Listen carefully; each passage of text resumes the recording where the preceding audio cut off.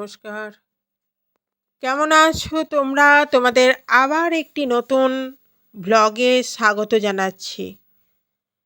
তোমরা দেখো, চাক্ষুষ করো নালন্দা। এখন দেখছেন নালন্দা। এখানে স্নানাগারটি অত্যন্ত বড় আর কত সুন্দরভাবে ইঁটগুলো গাছে দিয়ে তৈরি করা হয়েছে। আবিষ্কার না হলে সত্যিই আমরা চোখের সামনে এত সুন্দর একটি জায়গা, এত সুন্দর একটি স্থান দেখতে পেতাম না। বৌদ্ধদের ইউনিভার্সিটি নালন্দা বিশ্ববিদ্যালয়, এখানে এখনও পঠন পাঠন হয়। আমরা দেখার সুযোগ পেয়েছিলাম কিভাবে ওনারা শিক্ষাদান করছেন, সেগুলো আমরা দেখার সুযোগ পেয়েছিলাম সেই সময়।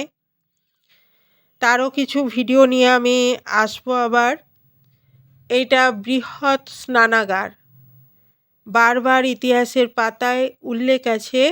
বৃহৎ স্নানাগারটি সত্যি অত্যন্ত দর্শনীয়। আমরা এখন যে প্রবেশ করছি, এটা নালন্দা বিশ্ববিদ্যালয়ের ভিতরে। এখানে ধ্বংসাবশেষ আবিষ্কৃত হয়েছিল।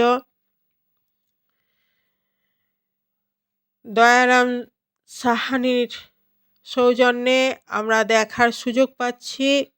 আপনারাও দেখুন, অত্যন্ত সুন্দর একটি বইয়ের পাতা থেকে তোলা এই স্থান, ঐতিহাসিক স্থান সত্যি দেখার মতো। ভীষণ সুন্দর একটা, আর অত্যন্ত বড় এরিয়া নিয়ে তৈরি।